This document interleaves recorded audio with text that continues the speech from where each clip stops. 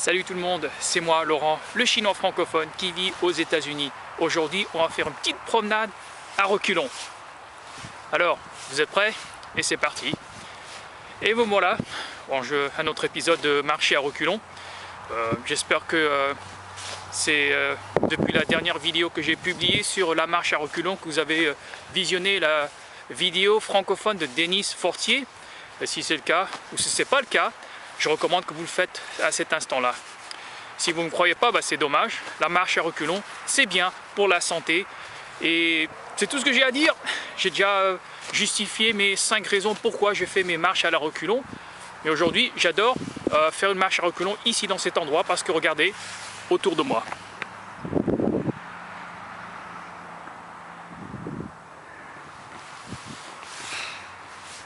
C'est l'espace ouvert, il n'y a que moi. Même s'il y a des gens, mais ils sont très loin d'ici. Et c'est un endroit où je peux m'exprimer tant que je veux. Je peux me relaxer, marcher comme je veux. Et de toute façon, les gens ici sont très éloignés de moi. Une promenade, c'est simple pour la santé. Marcher à l'envers, marcher en avant, marcher sur le côté, à droite, à gauche. C'est pas très important. C'est très important que vous bougez. Savoir bouger, savoir informer, justifier le mouvement au cerveau. Là, si vous n'utilisez pas votre corps, le cerveau va oublier que vous avez un corps et donc c'est très malsain pour le corps.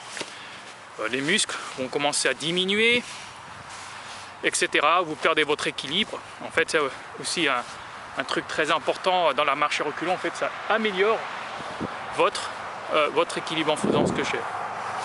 Et c'est tout ce que j'ai à dire à propos de ça. Ça fait du bien, il fait très chaud aujourd'hui, même si je porte un imperméable ou un blouson fin, quoi. Pas trop épais, mais c'est assez lourd. Il fait très beau aujourd'hui. Il faut toujours savoir que la vitamine D, qu'on peut l'obtenir par l'intermédiaire des rayons de soleil, c'est très important. Et donc, surtout ici où j'habite, dans le nord-ouest Pacifique, il fait très nuageux, il pleut beaucoup, c'est gris pendant les hivers. Et ça va en profiter du soleil. Ici, dans l'agglomération de Seattle, il faut en profiter, quoi. Qu'est-ce que j'ai à dire? Rien. Je ne suis pas obligé de dire des choses. C'est très important que vous me voyez faire des marches. Promenade à gauche, à droite. Si je vais passer par là, je vais faire des... Je peux un peu tourner un peu dans tous les sens, quoi. Regardez, le soleil vient droit dans mes yeux parce que c'est l'après-midi et donc le soleil est là-bas et donc le ouest c'est là-bas. Derrière moi c'est vers la France. Vive la France! Vive la France! Ça fait longtemps que j'y suis pas retourné. En fait, j'ai quitté la France en 2016 après avoir obtenu mes papiers pour venir vivre aux États-Unis. Très bientôt, en fait, je vais prendre mon test et me faire naturaliser citoyen américain. Et il faut que je révise. Il y a 128 questions à étudier, à réviser, à rappeler, en fait, à prendre par cœur les réponses. Et quand on va faire le test, on va t'en demander de ces 128 questions, 20 questions, et donc il faut les savoir toutes.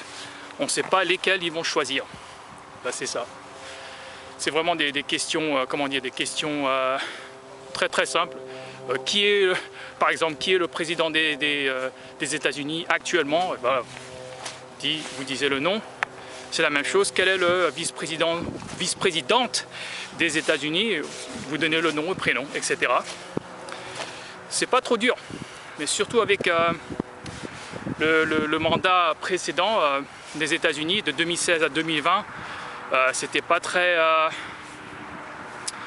c'est tout ce que je sais, pas très pratique pour nous, les émigrés en fait qui veulent se faire naturaliser. Bien sûr, les choses vont devenir un peu plus retardées et ça m'agace énormément. Tout ça parce qu'on a eu un président ici sur le territoire américain, un président pas gentil. Il n'est pas gentil. Il adore créer le chaos dans son propre peuple. Il aime bien voir son peuple se bagarrer entre eux. Il y a eu la violence.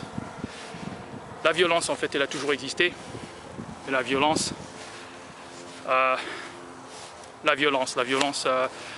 injurieuse avec les mots, la haine, la violence passif-agressive. Mais c'est ça la vie, il ne faut pas laisser les choses vous détruire, quoi. Qu'est-ce que je peux dire? Tout ça parce qu'il y a des choses mauvaises qui se passent autour de toi, autour de vous. Ça ne t'empêche pas en fait de vivre une bonne vie, même s'il y a de la haine. Surtout comme moi, je suis un étranger.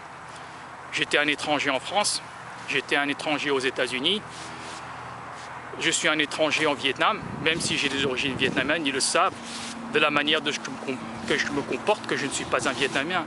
La même chose au Cambodge et en Chine, parce que moi aussi j'ai des origines chinoises du côté de mon père. Ça c'est vraiment le côté identité en fait, c'est le fait que je suis un Chinois francophone, né en France et déménagé aux États-Unis à l'âge de 11 ans. Il n'y a vraiment rien, vraiment rien d'autre à dire. J'ai pas de pays. Quand la Coupe du Monde de football s'est passée, la France a gagné en 2018. Mais je me sentais une sorte d'indifférence pour cette victoire, personnellement, parce que moi-même, quand j'étais en France, il y a des gens qui disent « De toute façon, toi, tu es chinois, tu peux parler français bien comme tu veux, mais tu ne seras jamais un Français. » Et ça, ce commentaire-là, ou ces commentaires-là m'ont marqué mon esprit. Et jamais je me suis senti accepté en France. C'est un peu la même chose aux États-Unis, un peu la même chose. Qu'est-ce que j'ai à dire à propos de ça? Je suis un être humain avant tout. Je suis un citoyen du monde. Et c'est tout. Et ben voilà, c'est la fin de la vidéo. Si vous a plu, cliquez sur like et aussi partagez-la avec un de vos potes. Si vous voulez en voir plus, abonnez-vous. Mais surtout, n'oubliez pas de cliquer sur la cloche afin de recevoir la vidéo le moment qu'elle sera téléchargée. Je vous remercie énormément. Je vous souhaite une très bonne journée et bye bye. Ciao, ciao.